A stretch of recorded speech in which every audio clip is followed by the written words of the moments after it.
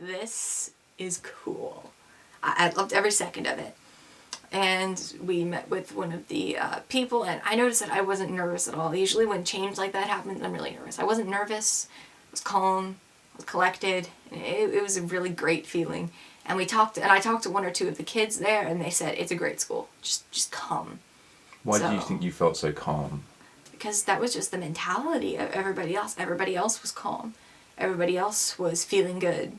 And that just kind of reciprocated. And it was just instant relief. There's one thing I'd like to backtrack on, which is when we were talking at the end of yesterday, you said that at the end of your public high school days, you felt like you didn't fit in between the girls being the cheerleaders, and you said that how people kind of grew into their teenage years. If we could just get that on camera, I thought that was really powerful. Okay.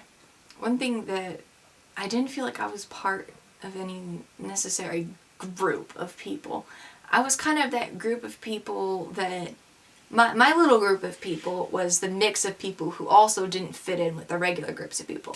Because, you've got the artists, you've got the writers, they're great, you talk to them. You've got the performers and the actors and the singers, and they all kind of mingle with each other. And you've got the people who are into sports, and usually the people who are kind of into sports kind of mingle with the people who get in trouble, but not really. And there's the cheerleaders, and they're not bad people. I knew some great cheerleaders, I knew some great jocks. But, I didn't care for the same things that they liked.